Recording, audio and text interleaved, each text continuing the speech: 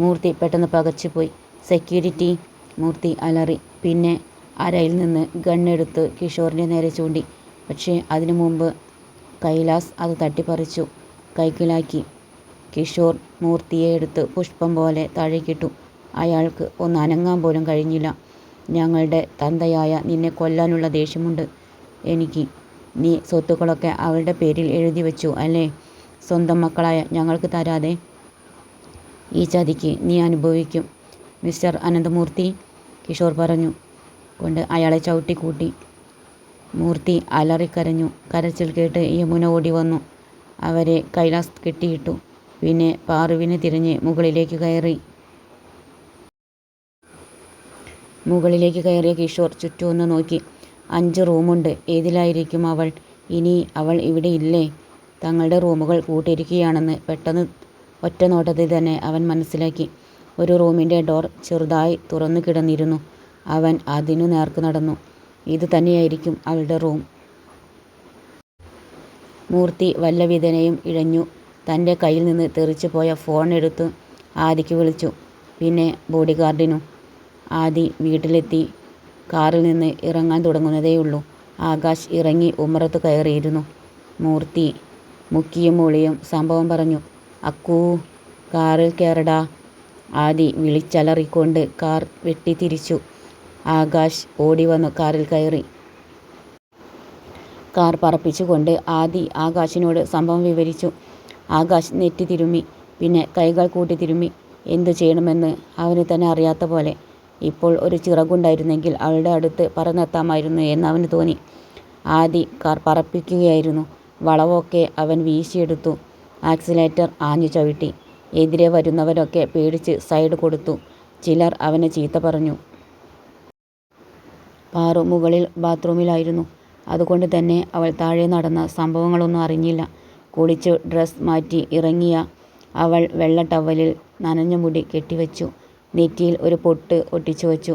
അപ്പോഴാണ് കാറ്റ് പോലെ 2 പേർ വാതിൽ തുറന്ന് അകത്ത് കയറിയത്. അവൾ പകച്ചു നോക്കി. അവരെ അവൾ മനസ്സിലാക്കിയിരുന്നു. ഈശ്വരാ, അച്ഛനും അമ്മയും താഴെയുണ്ട്. അവർക്കെന്തെങ്കിലും പറ്റിയോ? പാറു അവർ കാണാതെ ഗണ്ണെടുത്ത് കാഞ്ചി വലിക്കാൻ തയ്യാറായി നിന്നു. പാറുവിനെ കണ്ട് കിഷോറിൻ്റെ മുഖം വിടർന്നു. സുന്ദരി, വാ നമുക്ക് പോകാം. അവിടെ പോയിട്ട് കുറച്ച് കലാപരിപാടികളുണ്ട്. കൊച്ചു വർത്താനം പറയാം, പിന്നെ ജോളിയടിക്കാം. വാ, നിന്നെ ഞാനൊന്ന് ശരിക്ക് കാണട്ടെ. മേക്കപ്പ് ഇല്ലെങ്കിലും ഒരു ദേവലോക സുന്ദരി തന്നെയാണ് നീ. കൈലാസും കണ്ണിമ ചിമ്മാതെ അവളെ തന്നെ നോക്കുകയായിരുന്നു. അവനും അവളെ വേണമെന്ന് തോന്നി. സമയം കളയാതെ കിഷോർ അവളുടെ അടുത്തേക്ക് നടന്നു. അവിടെ നിന്നോണം, അടുത്തേക്ക് വരരുത്. വന്നാൽ അവൾ 2 കൈകൊണ്ടും തോക്ക് നീട്ടിപ്പിടിച്ചു. കൈലാസ് ഒറ്റ കുതിപ്പിന് തോക്ക് തട്ടിത്തെറിപ്പിച്ചു. അപ്പോഴേക്കും പാറു വെടിവെച്ചിരുന്നു. കിഷോറിൻ്റെ കൈത്തണ്ടയിൽ ബുള്ളറ്റ് തുളച്ചു കയറി. രക്തം ചീറ്റിത്തെറിച്ചു. അവന് ദേഷ്യം പിടിച്ചു. അവൻ പാറുവിൻ്റെ മുടിക്കുത്തിൽ പിടിച്ചു കവിളിൽ ആഞ്ഞടിച്ചു. അപ്പോൾ തന്നെ അവൾ ബോധം കെട്ട് താഴെ വീണു. കൈലാസ് അവളെ പുഷ്പം പോലെ എടുത്തു തോളിലിട്ടു. വാതിൽ കടന്നു പുറത്തിറങ്ങി. കിഷോറിൻ്റെ കയ്യിൽ നിന്ന് രക്തം ഇറ്റു വീണുകൊണ്ടിരുന്നു. അവർ അവളെയും കൊണ്ട് പുറത്തിറങ്ങി. ഹാളിൽ വെച്ച് മൂർത്തി തടയാൻ നോക്കിയെങ്കിലും കഴിഞ്ഞില്ല. ഞങ്ങൾക്ക് ഇവളെ മതി. ഇവളുടെ പേരിലല്ലേ സ്വത്തുക്കളൊക്കെ. പിന്നെ ഒരു ദേവസുന്ദരി കൂടിയാണല്ലോ. 2 ദിവസം കഴിഞ്ഞ് ഇവളെ ഇവിടെ എത്തിച്ചു തരാം, ശവമായിട്ട്, പറഞ്ഞുകൊണ്ട് കിഷോർ മുന്നോട്ട് നടന്നു. ഗേറ്റിൽ സെക്യൂരിറ്റികൾ 2 പേരും ബോധം കെട്ട് കിടന്നിരുന്നു. ഒരാളുടെ തലയിൽ നിന്നും രക്തം നിലത്തു പടർന്നിരുന്നു. അവരെ മറികടന്നു പുറത്ത് നിർത്തിയ ആഡംബര കാറിൻ്റെ പിൻസീറ്റിലേക്ക് പാറുവിനെ കിടത്തി. കിഷോറിൻ്റെ കയ്യിൽ നിന്ന് അപ്പോഴും രക്തം ഇറ്റു വീണുകൊണ്ടിരുന്നു. അതുകൊണ്ട് ആദ്യം ഹോസ്പിറ്റലിൽ പോകാമെന്ന് കൈലാസ് തീരുമാനിച്ചു. കൈലാസാണ് വണ്ടി ഓടിച്ചത്. ഹോസ്പിറ്റലിൽ ആദ്യം കാണിച്ചു. ഡോക്ടറുടെ അടുത്ത് പോയി ബുള്ളറ്റ് എടുത്ത് മുറിവ് ക്ലീൻ ചെയ്തു. മരുന്ന് വെച്ച് കെട്ടി. അപ്പോൾ തന്നെ ഇറങ്ങി. കിഷോർ, വീട്ടിലെത്തിയാൽ നീ ഇവളുടെ കൂടെ അർമാദിക്കും. ഞാൻ ആ സമയം അത്രയും വെറുതെ ഇരിക്കണ്ടേ? എനിക്കും കൂടി സമയം പോകാൻ ഒന്നിനെ കിട്ടിയാൽ നന്നായിരുന്നു.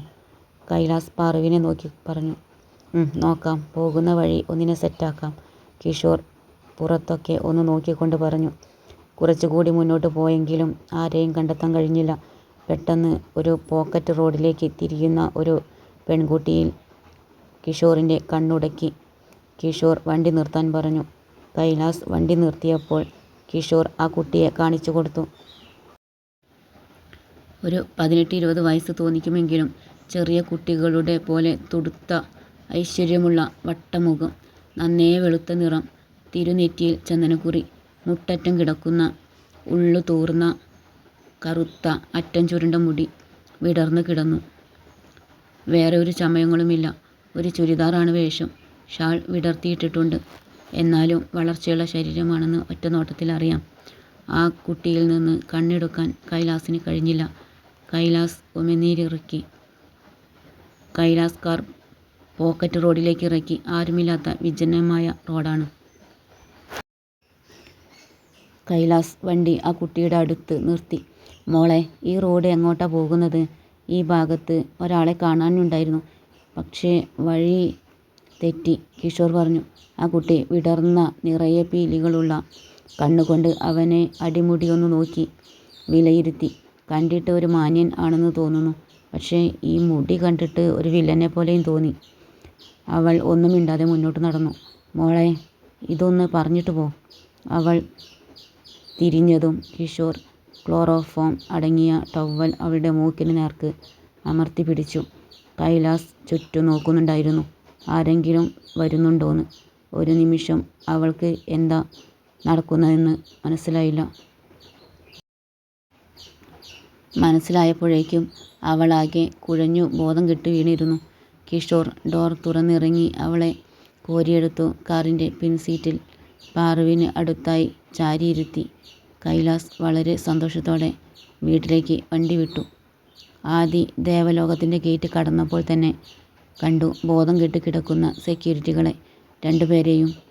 ഒരാൾക്ക് തലയ്ക്ക് മുറിവുണ്ടായിരുന്നു. ആകാശ് അപ്പോൾ തന്നെ മൂർത്തിക്ക് ഷെയറുള്ള ഹോസ്പിറ്റലിലേക്ക് വിളിച്ച് 2 ആംബുലൻസ് അയക്കാൻ പറഞ്ഞു. കൂടെ 2 ഡോക്ടർമാരെയും. എന്നിട്ട് അകത്തേക്ക് നടന്നു. ആദി അകത്തേക്ക് ഓടി. ഹാളിൽ മൂർത്തി പാതി ജീവനിൽ താഴെ കിടന്നിരുന്നു. യമുനയെ കസേരയിലിരുത്തി വായിൽ തുണി തിരുകി കെട്ടിയിട്ട നിലയിലും കണ്ടു. ആകാശ് വേഗം അവരുടെ കെട്ടഴിച്ചു. യമുന വായിൽ നിന്ന് തുണിയെടുത്തു പൊട്ടിക്കരഞ്ഞുകൊണ്ട് പറഞ്ഞു, മോനെ, മോളെ കൊണ്ടുപോയി ആ പാപികൾ, ആ പിശാചുകൾ. അവളെ പോയി രക്ഷിക്കൂ. ആദി ഒരു നിമിഷം സ്റ്റക്കായി. പിന്നെ CCTV ക്യാമറയിലെ ഫൂട്ടേജ് പരിശോധിച്ചു. കാറിൻ്റെ ഫോട്ടോയും വീഡിയോയും SIക്കും SP-ക്കും കമ്മീഷണർക്കും അയച്ചു കൊടുത്തു. വിവരം പറഞ്ഞു. AM ഗ്രൂപ്പിൻ്റെ CEO ആണ്. പോലീസ് അലർട്ടായി. നിമിഷ നേരം കൊണ്ട് വാർത്ത വൈറലായി.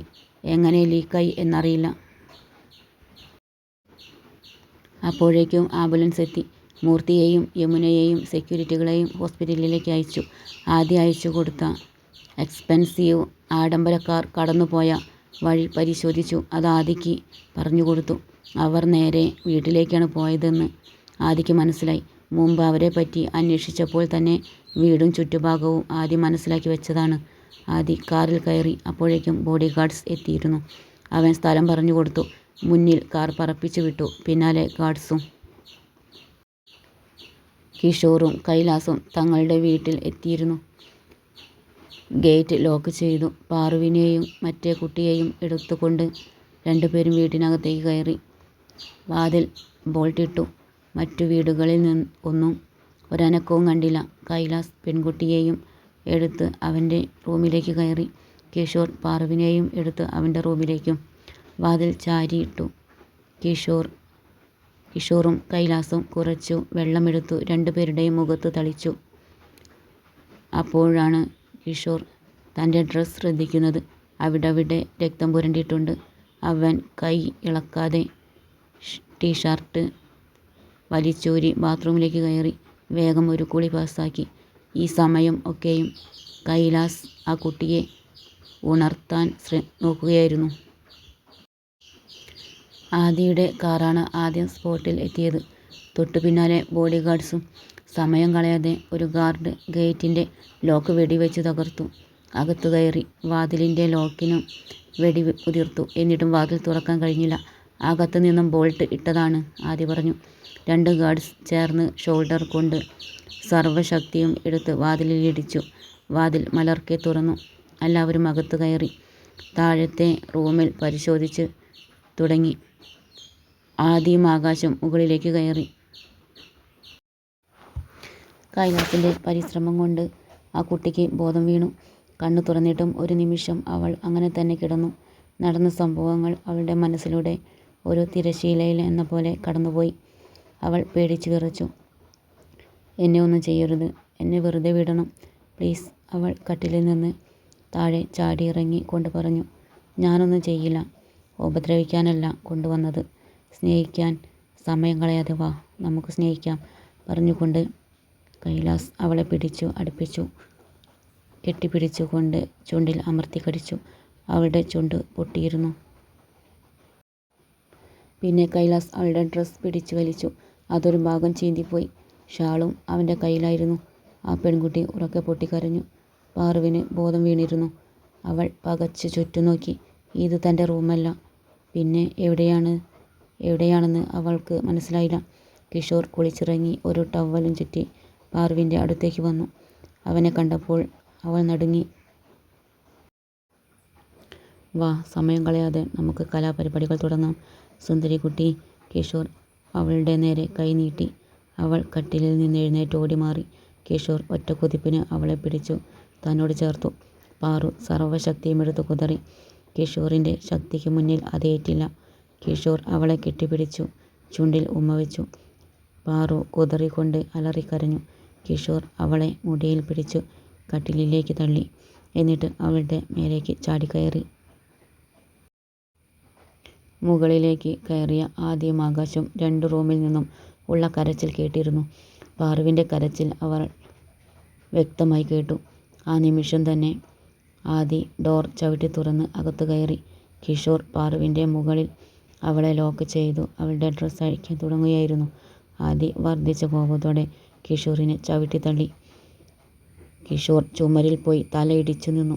അവന് കുറച്ച് നിമിഷം തലയ്ക്ക് ഒരു വല്ലാത്ത പെരുപ്പായിരുന്നു. അത് മാറാൻ കുറച്ച് സമയമെടുത്തു. ആ സമയം കൊണ്ട് ആദി പാറുവിനെ എടുത്തു പുറത്തെത്തിച്ചു. ആകാശ് സമയം കളയാതെ കൈലാസിൻ്റെ റൂമിൻ്റെ ഡോർ തള്ളി തുറന്ന് അകത്ത് കയറി. ആകാശ് ആ കുട്ടിയെ ഒന്നേ നോക്കിയുള്ളൂ. വേഗം തന്നെ മുഖം തിരിച്ചു. അവൾക്ക് മുകൾ ഭാഗത്ത് ഡ്രസ്സില്ലായിരുന്നു. പാതി ബോധത്തിൽ അവൾ കട്ടിലിൽ കുഴഞ്ഞു കിടന്നു. അവളുടെ ചുണ്ടിൽ നിന്ന് ചോര ഒലിച്ചിരുന്നു. മുഖത്ത് ഒക്കെ അവിടെ ചോര പൊടിച്ചു നിന്നു. ദേഹത്ത് ചോര പൊടിഞ്ഞ പോറലുകളുണ്ടായിരുന്നു. അവളുടെ പാൻറ്റിൻ്റെ കെട്ടഴിക്കാൻ തുടങ്ങുകയായിരുന്നു കൈലാസ്. ആകാശ് അവിടെയുള്ള കസേര എടുത്ത് കൈലാസിൻ്റെ തലയ്ക്ക് ആഞ്ഞടിച്ചു. കൈലാസിൻ്റെ ബോധം പോയിരുന്നു. ആകാശ് അവിടെയുള്ള ബെഡ്ഷീറ്റ് എടുത്ത് അവളുടെ ദേഹത്തേക്കിട്ടു. അപ്പോഴേക്കും അങ്ങോട്ട് പാറുവിനെയും കൂട്ടി ആദി എത്തിയിരുന്നു. എന്താ ആകാശ്, ഇതേതായി കുട്ടി? ആദി ചോദിച്ചു. അറിയില്ല പാറുമോളെ, ആ കുട്ടിയെ ഡ്രസ്സ് ഇടിയിപ്പിക്കണം, ഞങ്ങൾ പുറത്തുണ്ടാവും. പറഞ്ഞുകൊണ്ട് ആകാശ് ബോധം കെട്ട് കിടന്ന കൈലാസിനെയും എടുത്തുകൊണ്ട് പുറത്തിറങ്ങി. പാറു വാതിലടച്ചു. ഇന്നർ ധരിപ്പിച്ചു. ചുരിദാർ നോക്കിയപ്പോൾ അതൊക്കെ പിച്ചി പറിച്ച പോലെ കഷ്ണങ്ങളായി കിടക്കുന്നു. പാറു വാതിൽ തുറന്ന് വിവരം പറഞ്ഞു. ആകാശ് അപ്പോൾ തന്നെ തൻ്റെ ഷർട്ട് അഴിച്ചു കൊടുത്തു. പാറു അതൊരു വിധത്തിൽ ആ കുട്ടിയെ ധരിപ്പിച്ചു. അതിനുശേഷം അവളെ ഉണർത്താൻ നോക്കി. കുറച്ച് ശ്രമങ്ങൾക്ക് ശേഷം അവൾക്ക് ബോധം വീണു. അവൾ പാറുവിനെ നോക്കി ആർത്തലച്ചു കരഞ്ഞു. ചേച്ചി, എന്നെ ഒന്നും ചെയ്യരുത്, ഞാനൊരു പാവ, എന്നെ വെറുതെ വിടണം. ഇല്ല, ഒന്നും ചെയ്യില്ല, നിന്നെ രക്ഷപ്പെടുത്താനാ ഞങ്ങൾ വന്നത്. പാറു അവളെ സമാധാനിപ്പിച്ചു. അപ്പോഴേക്കും അവിടേക്ക് ആദിയും ആകാശം എത്തിയിരുന്നു. അവരെ കണ്ടു അവൾ പൊട്ടിക്കരഞ്ഞു. പ്ലീസ്, എന്നെ രക്ഷിക്കണം. അവൾ കൈകൂപ്പി. ഓക്കെ, രക്ഷിക്കാം. ആദ്യം നീ ആരാണെന്ന് പറ. വീട് എവിടെയാ? അച്ഛൻ, അമ്മ എല്ലാം പറ. ആകാശ് പറഞ്ഞു. അവൾ തേങ്ങിക്കൊണ്ട് പറഞ്ഞു തുടങ്ങി. ഞാൻ നിത്യ മേനോൻ. തിരുവനന്തപുരത്ത് MBAക്ക് പഠിക്കുന്നു. ഇപ്പോൾ വെക്കേഷന് വന്നതാണ്. Ernakulam city police commissioner Suraj മേനോൻ്റെ ഒരേയൊരു മകൾ. അവർ അവളെയും കൊണ്ട് പുറത്തു കടന്നു. അങ്ങോട്ട് പോലീസ് എത്തി. കൈലാസിനെയും കിഷോറിനെയും അറസ്റ്റ് ചെയ്തു. ബോഡിഗാർഡ് കിഷോറിൻ്റെ മുട്ടിന് വെടിവെച്ചിരുന്നു. അവരെ ഹോസ്പിറ്റലിൽ കാണിക്കാൻ SIയെ ചുമതലപ്പെടുത്തി. കമ്മീഷണർ അങ്ങോട്ട് വന്നു. അച്ഛനെ കണ്ടതും നിത്യ പൊട്ടിക്കരഞ്ഞു കൊണ്ട് അയാളെ ചുറ്റിപ്പിടിച്ചു. അയാൾ ഞെട്ടിപ്പോയി. നീ എങ്ങനെ ഇവിടെ? അയാൾ വിക്കിക്കൊണ്ട് ചോദിച്ചു. അവൾ ആ സംഭവം പറഞ്ഞു.